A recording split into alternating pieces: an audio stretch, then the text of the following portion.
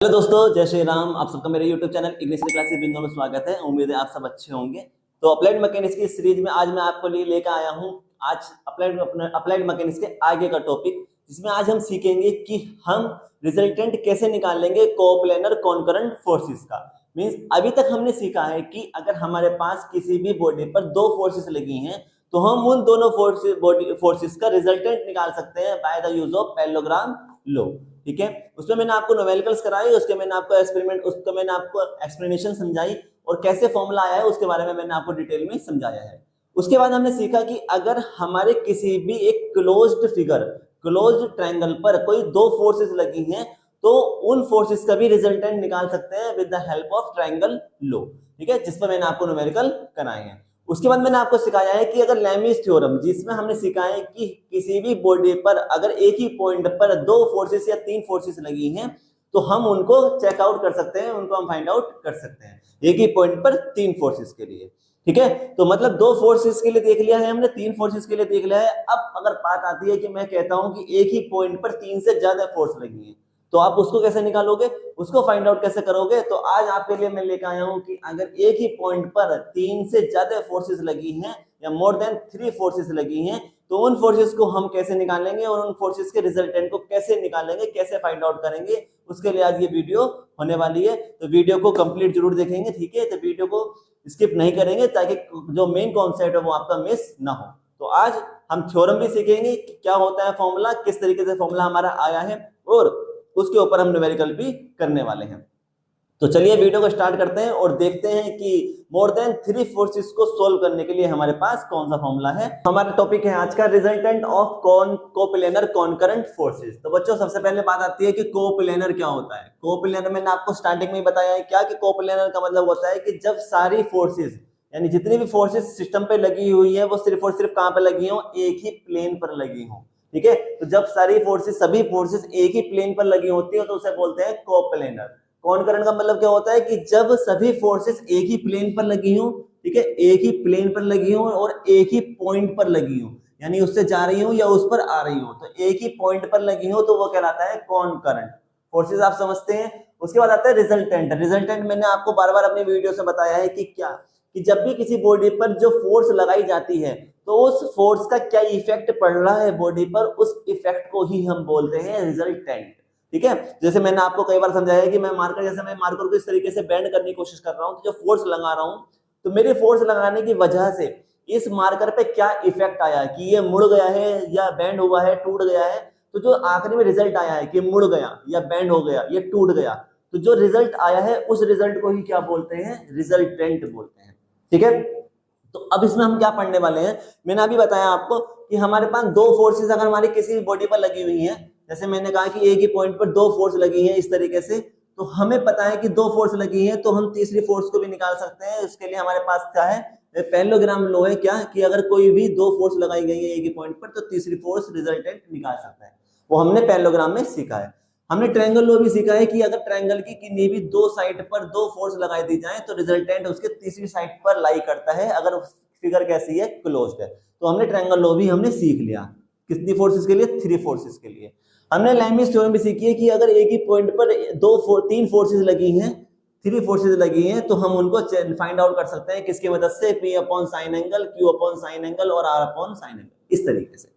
तो हमने अभी तक थ्री फोर्सेस के लिए पढ़ चुके हैं। अब बात आती है कि मान लेते हैं कि ये कोई पॉइंट है और इस पॉइंट पर मान लेते हैं कि थ्री से ज्यादा फोर्सेस लगी हैं, जैसे वन, ये है P1। ठीक है, उसके बाद मैंने मान लिया कि कोई P2 फोर्स है, मैंने मान लिया कि कोई P3 फोर्सेस है, ठीक है, मैंने माना कि कोई P4 फोर्स है और मैंने माना कि कोई P5 फोर्स है। तो मैंने माना कि एक ही पॉइंट पर, कितने पॉइंट पर, एक ही पॉइंट पर जब एक से तीन से ज्यादा फोर्सेस हैं, मोर देन थ्री फोर्सेस हैं, तो इन फोर्सेस के रिजल्टेंट को कैसे निकालेंगे, वो चीज कहलाती है resultant of coplanar concurrent forces. तो आज इसकी टेक्निक सीखेंगे। तो हमें पता है कि मान लेते हैं कि जो ये P2 फोर्स है ये P1 के साथ कितना का एंगल बना रही है, θ1 का। मैं मान लेता हूं कि ये P2 जो है, P3 जो है ये कितने का बनाई है, θ2 का। मैंने माना कि ये P4 जो है ये कितने का एंगल बना रहा है, मान लेते हैं θ3 का। मैंने माना कि ये P4 जो है, P5 जो है कितना का बनाया है, θ4 का। तो ये सब किसके साथ एंगल बना रहे हैं, इस एक्सिस के साथ, एक्स एक्सिस के साथ कितना का एंगल बना रहे हैं, θ1, θ2, θ3, θ4। अब हमें पता है, हमने सीखा है, क्या सीखा है कि अगर मैं देखो इसको तो मैं इसको ब्रेक कर सकता हूं इस तरीके से, ओके, तो ये क्या कहलाएगी, वाई एक्सिस। अब मैं देखो ब्रेक कर रहा हूं, ध्यान से देखना, मैंने क्या किया है, ब्रेक किया है, तो ध्यान से देखो ये क्या कहलाएगा, ओरिजिन कहलाएगा। तो P1 तो एक्स एक्सिस पे ही है, तो मैंने P1 तो यही दिखा दिया। P2 जो है, मैंने आपको समझाया था, P2 जो है देखो ध्यान से, फोर्स कौन सी है, P2 फोर्स है ये, यहां से लेकर ये फोर्स, ये जो जा रही है, तो ये फोर्स किसके साथ एंगल बना रही है, हॉरिजॉन्टल एक्सिस के साथ। किसके साथ बना रही है, हॉरिजॉन्टल एक्सिस के साथ। इन्होंने जितनी भी फोर्सेस दी हैं, P1 P2 P3 P4 P5, ये सब की सब फोर्स किसके साथ एंगल बना रही है, एक्स एक्सिस के साथ, हॉरिजॉन्टल के साथ। वर्टिकल के साथ किसी ने एंगल नहीं बनाया है, किसके साथ है, हॉरिजॉन्टल के साथ। तो इसका मतलब सीधी सी बात है, कोस कहां आएगा, हॉरिजॉन्टल पे आएगा। तो इसका जो कंपोनेंट में ब्रेक करूंगा, हॉरिजॉन्टल और वर्टिकल, तो हॉरिजॉन्टल यानी कोस वाली जो टर्म होगी वो कहां आएगी, एक्स एक्सिस पे आएगी। तो P2 फोर्स कितनी आएगी, P2 कोस, और एंगल कितना आएगा, θ1, ठीक है। इसी तरीके से P3 कितना एंगल बना रही है, θ2, तो कोस θ2। इसी तरीके से P4 एंगल कितना है, θ3, तो कोस θ3, ठीक है। चलो 3 ही ले लेते हैं, ये तो हमारा एग्जांपल है, हम कितने चाहें उतने बना सकते हैं, तो मैंने फिलहाल 3 पे काम किया, ठीक है, P4 तक। अब देखो जब कोस वाले कंपोनेंट यहाँ आए हैं, तो सीधी सी बात है कि साइन वाले कंपोनेंट कहाँ आएंगे, वर्टिकल लाइन पे। तो पहले ये मान लेते हैं कितना है, P4, तो P4 क्या आएगा, साइन θ3, फिर क्या है, P3 साइन θ2, फिर क्या है, P2, तो P2 साइन θ1, और फिर क्या है, P1 यही रहेगा। बात समझ में आ गई। तो अगर बच्चों अभी आपको ये नहीं पता है कि कंपोनेंट कैसे ब्रेक करते हैं, साइन और कोस कहां से आ रहे हैं, अगर आपको एग्जैक्ट समझ में नहीं आ रहा है, तो आप मेरी इससे प्रीवियस वीडियो जिसे मैंने आपको सिखाया है रिसोल्यूशन ऑफ फोर्सेस, ठीक है, तो रिसोल्यूशन ऑफ फोर्सेस में मैंने एग्जैक्ट बताया है कि कंपोनेंट कैसे ब्रेक करते हैं साइन में और कोस में, और साइन और कोस में ही क्यों ब्रेक होते हैं। तो आप उसकी वीडियो जरूर देखना, उससे आपको समझ में आएगा कि मैं क्यों कर रहा हूं, क्योंकि जब तक वो नहीं देखेंगे ये थोड़ा समझना थोड़ा सा मुश्किल हो जाएगा। हालांकि मैं बता रहा हूं कि क्यों ब्रेक कर रहे हैं, कि जिसके साथ एंगल बनाती है एक्सिस, जो भी फोर्स जिस एक्सिस के साथ एंगल बनाएगी उस एक्सिस पे कोस आना है। तो इसने जो P2 है, P2 ने थीटा जो एंगल बनाया है किसके साथ बनाया है, हॉरिजॉन्टल एक्सिस के साथ। तो इसलिए हॉरिजॉन्टल एक्सिस पे सारी फोर्सेस कैसी आएंगी, कोस वाली। अगर यहाँ कोस वाली फोर्सेस आई हैं तो इसका मतलब वर्टिकल पर क्या आनी है, साइन आएगी। अगर ये θ1 एंगल किससे बनाया होता है, इसने कौन सा एंगल होता, जैसे समझ लेते हैं दोबारा से, ये है, तो यहाँ तो θ1, अब की बार मैंने ये बताया, तो जो ये फोर्स है, ये P, ये जो फोर्स है हॉरिजॉन्टल के साथ बनाया है, इसलिए किस में आ गया है, कोस में आ गया। मान लेते हैं कि ये जो फोर्स दी गई थी P, ये किसके साथ एंगल बनाती, इसके साथ, वर्टिकल लाइन के साथ। तो अगर वर्टिकल पर बनाती तो अब यहाँ पे सब कोस का आएंगे, और यहाँ पे सारी टर्म कैसी आती, साइन। बस इतना सा मैंने आपको समझाया है, ठीक है। तो आप मेरी वीडियो जरूर चेक कर सकते हैं, लिंक जो है वो डिस्क्रिप्शन में मैंने प्लेस कर दिया है। चलिए अब आते हैं, हम फोर्सेस निकालते हैं। हमें क्या निकालना है, रिजल्टेंट फोर्स। तो मैंने आपको सिखाया था क्या, कि हम हॉरिजॉन्टल फोर्स निकालेंगे। तो पहले आते हैं हॉरिजॉन्टल फोर्स के लिए, हॉरिजॉन्टल फोर्स। तो मैंने हॉरिजॉन्टल फोर्स कैसे निकलवाई थी, कि हॉरिजॉन्टल फोर्स होती है H, और क्या होती है कि जितनी भी हॉरिजॉन्टल डायरेक्शन में फोर्स दी गई है उन सबको जोड़ दो। तो हॉरिजॉन्टल फोर्स में ओरिजिन से इस तरफ जाने वाली फोर्सेस को प्लस की लेते हैं, ओरिजिन से इस तरफ जाने वाली फोर्सेस को माइनस लेते हैं। लेकिन सारी फोर्स क्या कर रही है, ओरिजिन से इस तरफ जा रही है, प्लस के एक्स की तरफ, तो सभी प्लस कैसी आएंगी, फोर्स प्लस की आएंगी, यानी सब फोर्सेस को क्या कर दो, जोड़ दो।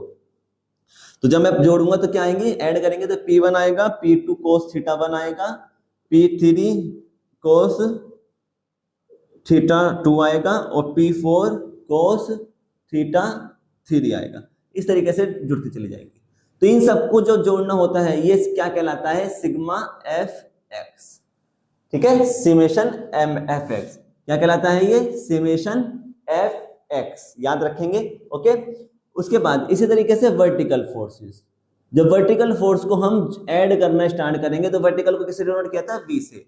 तो अब की बार कौन सा ऐड करेंगे, जो साइन के कंपोनेंट है, जैसे P2 sign θ1, P3 sign θ2, P4 sign θ3, ठीक है, सब आ गए साइन के। अब इनको हम करेंगे तो V, मैंने बताया था कि अब इन सब फोर्सेस को ऐड कर रहे हैं, तो ऐड करने के लिए क्या यूज करते हैं, सिमेशन, सिमेशन F। कौन सी डायरेक्शन की फोर्स है ये? वर्टिकल डायरेक्शन है। वर्टिकल डायरेक्शन में क्या आता है? वाई, तो इसलिए यहाँ क्या आ जाएगा? F Y.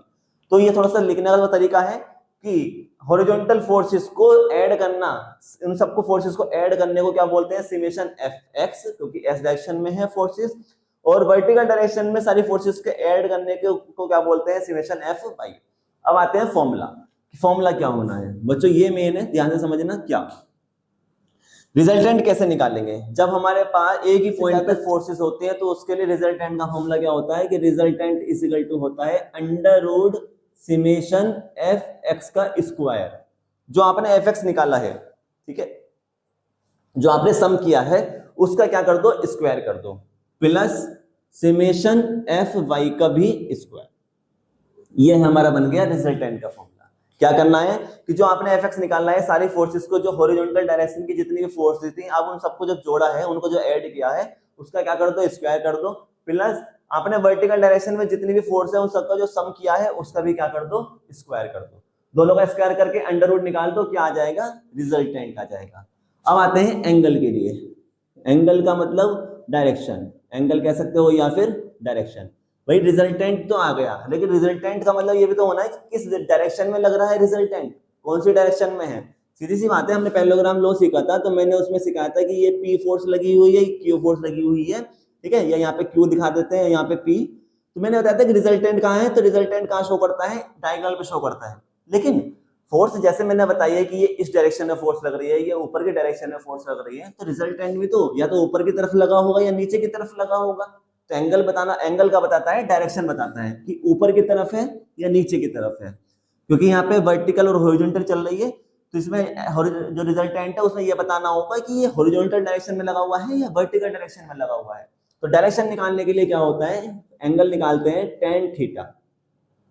टेन थीटा का फॉर्मूला क्या होता है कि summation F Y upon summation F X. यानी कि आपका जो एफ वाई आया है समेशन, और जो आपने हॉरिजॉन्टल फोर्सेस का सम निकाला है एफ एक्स, उसको यहाँ रख देंगे और यहाँ से हमारे पास क्या आएगा?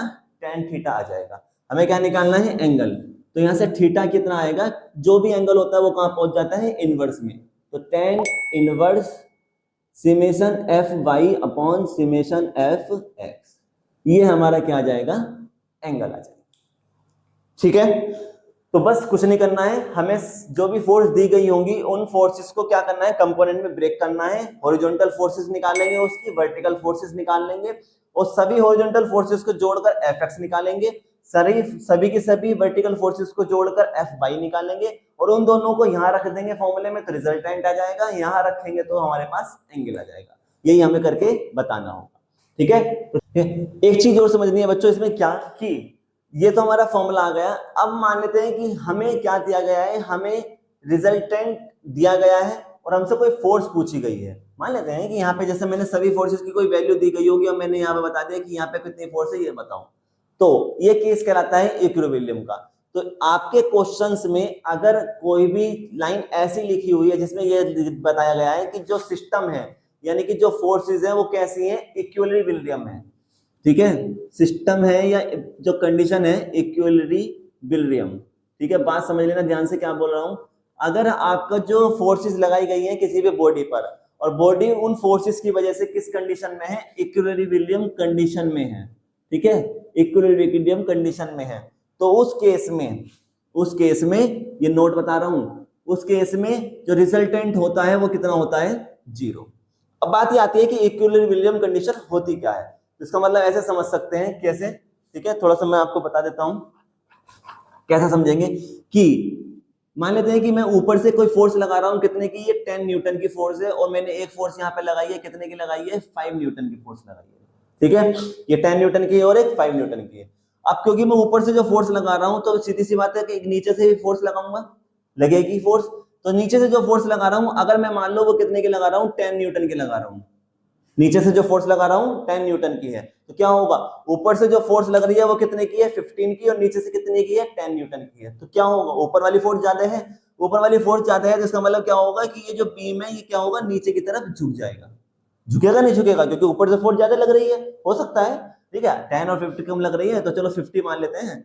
अब मैं कह देता हूँ कि ये कितने की है? 20 की है। अब तो ज्यादा हो गई, 40 न्यूटन फोर्स बहुत ज्यादा होती है, तो क्या हो जाएगा? बीम झुक जाएगा। अब मैं कह देता हूं कि ऊपर से जो फोर्स लग रही है 60 न्यूटन की, तो नीचे से भी जो फोर्स लग रही है वो कितने की है, नीचे की फोर्स जितनी है वो कितने की है, 60 न्यूटन की है। ऊपर से कितने की है, 60 है, नीचे भी कितने की है, 60 की है। तो क्या कोई बॉडी पे इफेक्ट आएगा? क्या ये जो बीम है ये बैंड होगा, नीचे की तरफ झुकेगा या ऊपर की तरफ झुकेगा? नहीं झुकेगा। क्यों? कि ऊपर से जो फोर्स लग रही है उतनी ही फोर्स क्या है, नीचे की तरफ से लग रही है। तो दोनों फोर्स कैसी हो गई है, इक्वल हो गई है, बैलेंस हो गई है। तो बॉडी पर जो इफेक्ट आएगा, जो बॉडी पर जो इफेक्ट आएगा वो कितना आएगा, 0। कोई फर्क ही नहीं पड़ेगा, जैसी बॉडी थी वैसी की वैसी ही रहेगी। तो मैंने बताया था कि जो ये इफेक्ट होता है, जो इसका इफेक्ट होता है, जो रिजल्ट होता है, उस रिजल्ट को ही तो हम क्या बोलते हैं, रिजल्टेंट बोलते हैं। कि क्या इफेक्ट पड़ा बॉडी का एंड में आके, तो कोई इफेक्ट ही नहीं पड़ा, तो रिजल्टेंट कितना हो गया, 0। तो इसीलिए याद रखना कि जब भी आपके क्वेश्चन में लिखा हुआ है कि इक्विलिब्रियम कंडीशन है, तो इक्विलिब्रियम कंडीशन है तो इसका मतलब उसने रिजल्टेंट कितना दिया है, 0 दिया है। और अगर रिजल्टेंट 0 है, ठीक है, बात समझ लेना, अगर रिजल्टेंट 0 है तो सीधी सी बात है उस केस में क्या बन जाएगा, एफ एक्स भी क्या बन जाएगा, 0, और एफ वाई भी क्या बन जाएगा, 0। ये हमें 3 चीजें याद रखनी है। जब भी इक्विलिब्रियम कंडीशन आ जाए तो समझ लेना एफ एक्स भी क्या है, 0, एफ वाई भी क्या है, 0, और आर भी क्या है, 0। उस केस के लिए न्यूमेरिकल कुछ अलग तरीके से कन्वर्ट हो जाता है, उसमें फोर्सेस निकालनी होती है, तो उसके लिए आपको ये 0 पुट करना पड़ेगा, तभी फोर्सेस निकलेंगी। ठीक है, तो चलिए न्यूमेरिकल कराते हैं और देखते हैं कि कैसे होना है। ठीक है, यहाँ हमें क्वेश्चन दिया गया है क्या, कि determine the resultant of forces acting on a hook as shown in figure. तो बच्चों ये कोई हुक है, ठीक है, ये कोई हुक है, इस हुक के ऊपर देखो कितनी फोर्सेस लगी हैं, 1 2 3, 1 2 3, 3 फोर्सेस लगी हैं, और तीनों की तीनों फोर्सेस कैसी हैं, इंक्लाइंड फोर्सेस हैं। तो क्योंकि ये 3 फोर्सेस हैं और एक ही पॉइंट पे लगी हुई है और इंक्लाइंड फोर्सेस हैं, इसलिए हम इसमें क्या करेंगे, रिसोल्यूशन टेक्निक यूज करेंगे, सबसे पहली बात। दूसरी चीज देखो, जो ये फोर्सेस हैं, ये फोर्सेस किसके साथ एंगल बना रही हैं, ये फोर्सेस किसके साथ बनाई है, देखो ये जो फोर्स है, इस फोर्स ने किसके साथ बनाया है, एक्स एक्सिस के साथ। ये जो फोर्स है इसने भी किसके साथ बनाया है, एक्स एक्सिस के साथ। ये जो फोर्स है तीसरी फोर्स, इसने भी किसके साथ बनाया है, एक्स एक्सिस के साथ। कितने का है, 25। ठीक है, तो तीनों फोर्स जो है 50 न्यूटन, 80 न्यूटन, 70 न्यूटन, किसके साथ एंगल बना रही हैं, सिर्फ और सिर्फ एक्स एक्सिस के साथ। वाई के साथ देखो कोई एंगल नहीं बनाया, बाइक ब्लैंक है ना, तो वाई के साथ एंगल नहीं बनाया है। तो हम जब इसको ब्रेक करेंगे तो ब्रेक में क्या करेंगे कि जो ये फोर्स है जिस एक्सिस के साथ एंगल बनाती है उस एक्सिस पे क्या आता है, कोस आता है, और इसके अलावा जो एक्सिस बचेगी उस पे क्या आता है, साइन आता है। अब हमें ये पता है कि हमें क्या निकालना है, रिजल्टेंट निकालना है। तो रिजल्टेंट का हमारे पास फॉर्मूला क्या होता है कि हम जानते हैं कि रिजल्टेंट इज इक्वल टू क्या होता है, under root summation F X का स्क्वायर, यानी कि हॉरिजॉन्टल एक्सिस में जितनी फोर्स है उन सबको जोड़ दो, का उसका स्क्वायर कर दो, प्लस कि जितनी भी फोर्सेस दी गई है वाई डायरेक्शन में उन सबको जोड़ दो और उनका क्या कर दो, स्क्वायर कर दो। तो हमें एफ एक्स निकालना होगा और एफ वाई निकालना होगा, यानी हमें देखना होगा कि एक्स एक्सिस में कितनी फोर्सेस लगी हुई है, उन सबको जोड़ना है, और फिर हमें देखना होगा कि वाई एक्सिस में कितनी फोर्सेस लगी है, उन सबको भी ऐड करना है। तो पहले फोर्स ब्रेक कर लेते हैं। तो फोर्स ब्रेक करते हैं, क्या पहली फोर्स कितनी है, 50 न्यूटन। पहली फोर्स कितनी है, 50 न्यूटन। अब ध्यान से देखो, इस एक्सिस को मैं थोड़ा सा आगे बढ़ा देता हूं, ये है एक्स एक्सिस। तो ये जो फोर्स है 50 न्यूटन ऐसे है, तो इस फोर्स को जब मैं इस एक्सिस पे लेके आऊंगा, एक्स एक्सिस पे, तो एरो किस तरफ जाएगा, इस तरफ जाएगा, क्योंकि एरो कैसा है, नीचे की तरफ है, तो एरो कहां हो जाएगा, सामने की तरफ जाएगा। तो एरो गया सामने की तरफ। फोर्स कितने की है, 50 न्यूटन की है, तो 50 आ गया। अब इस फोर्स ने किसके साथ एंगल बनाया है, एक्स एक्सिस के साथ, कितने का, 45 का। तो जिस एक्सिस के साथ एंगल बनाते हैं वहां क्या आ जाता है, कॉस। तो कितना आ गया, कॉस, कितना एंगल है, 45 डिग्री। ब्रेक हो गई फोर्स। मैंने बताया था कि अगर एक्स एक्सिस पे क्या आ गया है, कोस आ गया है, तो इसके अपोजिट एक्सिस पे, वर्टिकल एक्सिस पे क्या आएगा, साइन। तो मैं हाथों हाथ यहां लिख देता हूं, कितना आएगा, 50 आएगा, साइन आएगा, और 45 डिग्री आएगा। मैंने हैंड टू हैंड प्लेस कर दिया। ठीक है, चलिए अब दूसरी फोर्स ब्रेक करते हैं, कितने की, 80 न्यूटन की। अब मैं 80 न्यूटन की जो फोर्स है, जब मैं इसको इस एक्सिस पे लेके आऊंगा तो एरो कहां जाएगा, सामने की तरफ। तो फिर से एरो कहां गया, सामने की तरफ। फोर्स कितने की है, 80 न्यूटन की है। एंगल किसके साथ बनाया है, देखो ये जो फोर्स है इसने किसके साथ एंगल बनाया है, एक्स एक्सिस के साथ, कितने का, 25 का। तो इसलिए यहां क्या आ गया, cos 25। अब क्योंकि यहाँ पे cos आया है तो इसका मतलब वर्टिकल एक्सिस पे क्या आना है, साइन। तो देखो जब मैं इस फोर्स को इस तरफ लेकर आऊंगा, ऐसे इस फोर्स को ऐसे लेके आऊंगा, तो एरो कहां जाएगा, ऊपर की तरफ। तो इसलिए एरो कहां लगा दिया मैंने, ऊपर की तरफ। कितना आएगा, 80 आएगा, और साइन 25। दो ब्रेक हो गई। अब आते हैं तीसरी फोर्स। तीसरी फोर्स कौन सी है? 70 न्यूटन। तो जब मैं 70 न्यूटन की फोर्स को इस एक्सिस पे लेके आऊंगा तो एरो कहां जाएगा? सामने की तरफ। तो यहां आ गया 70, क्योंकि एंगल किसके साथ बनाया है? कोस इसके साथ। अब बात बहुत अच्छी है समझने की, इसमें क्या इंपॉर्टेंट क्वेश्चन क्यों बन गया। मुझे एंगल चाहिए है कि ये एक्सिस से लेकर और एक्स एक्सिस के बीच का एंगल, पूरा एंगल चाहिए मुझे। लेकिन मुझे क्वेश्चन में दिया गया है सिर्फ और सिर्फ ये जो एक्सिस दी गई है यहां से और इस एक्सिस के बीच का एंगल, ये मुझे सिर्फ इतना एंगल दिया है 25। तो मैं इस पे तो नहीं लिख सकता ना, क्योंकि ये तो खुद अपने आप में एक इंक्लाइन फोर्स है। मुझे तो हॉरिजॉन्टल फोर्स चाहिए, तो मुझे तो फोर्स तो यहाँ शो करनी पड़ेगी। अगर यहाँ शो करनी है तो मुझे एंगल क्या चाहिए? इस लाइन से शुरू होना चाहिए और एक्स एक्सिस पे खत्म होना चाहिए। तो मेरे पास यहाँ से लेकर यहाँ तक एंगल कितना है? 25। यहाँ से लेकर यहाँ तक का एंगल कितना है? 25। तो 25 प्लस 25 अब बन गया ये 50। तो पूरा एंगल कितना हो गया? 50। किसके साथ बनाया है? एक्स एक्सिस के साथ, इसलिए क्या आएगा? कोस यहाँ आएगा और इसके साथ क्या आ जाएगा? 50। क्योंकि अब ये वाली फोर्स को जब मैं यहां रखूंगा तो एरो कहां जाएगा? ऊपर की तरफ। तो यहां क्या आएगा? 70 साइन 50। ठीक है, तीनों फोर्स ब्रेक हो गई, 50 भी हो गई, 80 भी हो गई, 70 भी हो गई, तीनों फोर्स आ गई हैं। अब हमारे पास सभी फोर्सेस आ गई हैं। अब हम फोर्स निकालना स्टार्ट करेंगे। तो हम पहले लिखेंगे हॉरिजॉन्टल फोर्स। सबसे पहले कौन सी फोर्स निकालूंगा? Horizontal force. तो हॉरिजॉन्टल फोर्स को किससे डिनोट करते हैं? सिग्मा एफ एक्स से। अभी बताया था एफ एक्स से। अब देखो हॉरिजॉन्टल डायरेक्शन कौन सी है? ये हॉरिजॉन्टल डायरेक्शन है हमारी पर ये। इस डायरेक्शन में जितनी भी फोर्स लगी है उन सबको जोड़ दो। तो अगर देखो ध्यान से, तो ये क्या है? ओरिजिन है, मूल बिंदु। तो ओरिजिन से प्लस एक्स की तरफ जितनी भी फोर्स जाती है वो कैसी आएंगी? प्लस की। अगर ओरिजिन से माइनस की तरफ कोई फोर्स जा रही है इस तरफ, तो वो कैसी आती है? माइनस की। ये ऐसा समझ सकते हैं कि ओरिजिन से अगर राइट साइड की तरफ कोई फोर्स जा रही है तो वो आएगी प्लस की। अगर लेफ्ट साइड की तरफ कोई फोर्स जा रही है तो माइनस की। ओरिजिन से अगर अबव जा रही है ऊपर की तरफ तो प्लस की, और अगर अबव बिलो जा रही है तो कैसी आएगी? माइनस की। तो ये देखो ध्यान से, ये वाली फोर्स, ये फोर्स और ये फोर्स, तीनों फोर्स कैसी हैं? प्लस की तरफ जा रही हैं, राइट साइड की तरफ जा रही हैं। तो तीनों फोर्स कैसी आएंगी? प्लस की। तो फोर्स प्लस कर दो बस। पहली फोर्स कितनी है? 50 कोस 45 डिग्री। उसके बाद कितना है? 80 कोस 25 डिग्री प्लस 70 कोस 45 नहीं 70 कोस 50 डिग्री। ओके, यहां से हम तीनों की वैल्यू पुट करेंगे जिसकी हमें पता है। तो यहाँ पे हो जाएगा 50 कोस 45 की वैल्यू होती है 1/√2। 80 कोस 25 की वैल्यू आपके पास कैलकुलेटर से आएगी। 70 कोस 50 की वैल्यू भी आपके पास कैलकुलेटर से आ जाएगी। ठीक है, तो यहां से सिग्मा एफ एक्स जो है सोल्व होके आएगा।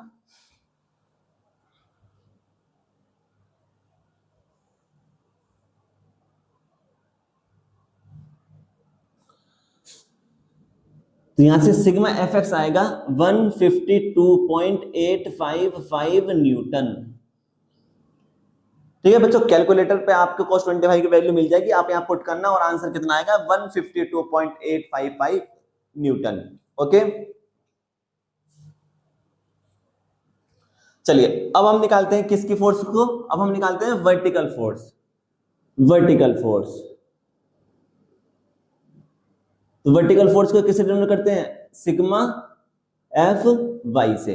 अब देखो कि जो ओरिजिन है, ओरिजिन से जो अबव जितनी भी फोर्स जाएंगी वो कैसी होंगी? प्लस की। तो प्लस की देखो, सब प्लस की करनी है तो कितनी आ जाएगी? 70 sine 50 plus 80 sine 25 plus 50 sine 45। ठीक है, जब आप तीनों की वैल्यू पुट करोगे, ये भी आपको कैलकुलेटर से मिल जाएगी, साइन 50 की वैल्यू, साइन 25 की वैल्यू और साइन 45 की वैल्यू। तो यहां से सिग्मा एफ वाई जो आएगा वो आएगा 52.0। कितना आएगा? 52.0 न्यूटन। ओके, कैलकुलेटर पे आप देखना, अगर आंसर नहीं आता है तो मुझे आप कमेंट में बताना, मैं आपको इस पर सोल्यूशन दे दूंगा। ठीक है, 52.0। तो 52.08 आएगा एग्जैक्ट। अगर देखें 52.08 हमारे पास एफ एक्स की वैल्यू आ गई, एफ वाई की वैल्यू आ गई। अब हम यहाँ पे वैल्यू पुट करेंगे तो यहाँ से आर इज इक्वल टू क्या होता है फॉर्मूला? एफ एक्स का स्क्वायर। एफ एक्स कितना आया है? 152.855 का होल स्क्वायर प्लस इसकी एफ वाई की वैल्यू कितनी आई है? 52.08 का होल स्क्वायर। अब इन दोनों को जब सोल्व करोगे, स्क्वायर क्या करोगे, इसका स्क्वायर करोगे, उनको सम करने के बाद जब रूट निकालोगे तो रूट आएगा अंडर रूट 161। ठीक है, 1 अंडर रूट कितना आएगा, इसका आंसर कितना आएगा, R is equal to 161.48 newton. तो बच्चों ये है हमारा रिजल्टेंट। क्या है, रिजल्टेंट है। आंसर कितना आया, रिजल्टेंट कितना आया, 161.48। देखो इसमें उसने डायरेक्शन नहीं पूछी है, लेकिन डायरेक्शन भी तो बताना होगा ना कि रिजल्टेंट जो है वो किस डायरेक्शन में लगी है। भाई सीधी सी बात है, जैसे ये जितनी फोर्स दी है उसने डायरेक्शन बताया है कि ऊपर की तरफ लगी हुई है, तो रिजल्टेंट भी जो है वो भी तो बताना होगा कि ऊपर की तरफ लगा है या नीचे की तरफ है। तो अब डायरेक्शन बतानी होगी। तो मैंने अभी डायरेक्शन के आपको फॉर्मूला लिखवाया था, क्या, tan theta is equal to sigma fy upon sigma fx। यहां से थीटा की वैल्यू निकलेगी कैसे, tan इनवर्स में पहुंच जाएगा। तो tan इनवर्स सिग्मा fy की वैल्यू कितनी है, fy की वैल्यू है हमारे पास 52.08 और fx की वैल्यू कितनी है 152.855। ठीक है, दोनों की वैल्यू मैंने यहाँ पर रखी, tan इनवर्स कैलकुलेटर से निकल जाएगा। अब इसकी वैल्यू आएगी लगभग 18.8 डिग्री। तो एंगल कितना आ जाएगा हमारे पास 18.8 डिग्री। इसका मतलब जो रिजल्टेंट है, जब वो फोर्स जो है ये 25 डिग्री पर है, 25 डिग्री पर है, 45 डिग्री पर है, इसका मतलब जो ये रिजल्टेंट जो फोर्स होगी ना, ये कहाँ होगी, बीच में होगी। कितना, 25 से नीचे 18 डिग्री पर लगेगी फोर्स, वो रिजल्टेंट फोर्स जो इसको बैलेंस करेगी। ठीक है, तो ये एंगल कितना आ गया 18.8। अगर आप कैलकुलेटर यूज कर रहे हो और आपको नहीं पता है कि tan इनवर्स कैसे आता है, तो बच्चों कैलकुलेटर में शिफ्ट दबाना। ठीक है, कैलकुलेटर में क्या लिखा होता है, शिफ्ट लिखा होगा आपके साइड में कहीं कॉर्नर पे, शिफ्ट बटन को प्रेस करना। शिफ्ट के बाद एंगल लिखे होते हैं आपके, साइन, कोस, tan, थीटा। तो उसमें आप क्या करोगे, tan लिखोगे। tan लिखा होगा तो पहले शिफ्ट प्रेस करना, उसके बाद tan प्रेस करना, शिफ्ट के साथ tan दबा देना, तो क्या आ जाएगा, tan इनवर्स आ जाएगा। ओके, उसके बाद जैसे ये लिखा है फॉर्मूले को लिख देना, आपका आंसर आ जाएगा। तो ये है हमारी टेक्निक कि हम कैसे क्वेश्चन को सोल्व करेंगे, किसके, रिजल्टेंट के। तो जब एक से ज्यादा फोर्स या 3 से ज्यादा फोर्सेस हमें दी जाती है, तो उसका रिजल्टेंट निकालने की ये टेक्निक है। ठीक है, चलिए, तो आज की वीडियो में बस इतना ही। आज मैंने आपको सिखाया है कि अगर हमारे पास मोर देन 3 फोर्सेस अगर आ जाती हैं, तो उन फोर्सेस को हम कैसे सोल्व करेंगे और उनका रिजल्टेंट और डायरेक्शन को कैसे फाइंड आउट करेंगे। ठीक है, नेक्स्ट वीडियो में मैं आपको रिजल्टेंट के ऊपर ही, यानी कि इस टेक्निक के ऊपर मोर देन 3 फोर्सेस जब लगी होती हैं, उस टेक्निक के ऊपर मैं आपको कुछ न्यूमेरिकल्स और कराऊंगा। तो एक वीडियो और बनाने वाला हूं, किसके ऊपर, इसी पार्ट के ऊपर, जिसमें हम इनके सिर्फ न्यूमेरिकल्स करेंगे, जो इंपॉर्टेंट न्यूमेरिकल्स होंगे प्रीवियस ईयर के क्वेश्चंस के। ठीक है, तो चलिए, वीडियो अगर पसंद आई है तो वीडियो को लाइक करेंगे, शेयर करेंगे अपने दोस्तों में, और चैनल को सब्सक्राइब जरूर करना, साथ ही बेल आइकन जरूर प्रेस करना, ताकि मेरी आने वाली वीडियोस आप तक पहुंच सके। अप्लाइड मैकेनिक्स की नेक्स्ट वीडियो में जल्द मिलेंगे, जिसमें हम इंपॉर्टेंट क्वेश्चंस को सोल्व करेंगे और देखेंगे कि रिसोल्यूशन ऑफ फोर्सेस या रिजल्टेंट ऑफ फोर्सेस को कैसे फाइंड आउट करेंगे, जब एक ही सिस्टम पर, एक ही पॉइंट पर 3 से ज्यादा फोर्सेस लगी होंगी। ठीक है, तो जल्द मिलेंगे नेक्स्ट वीडियो में, तब तक के लिए जय श्री।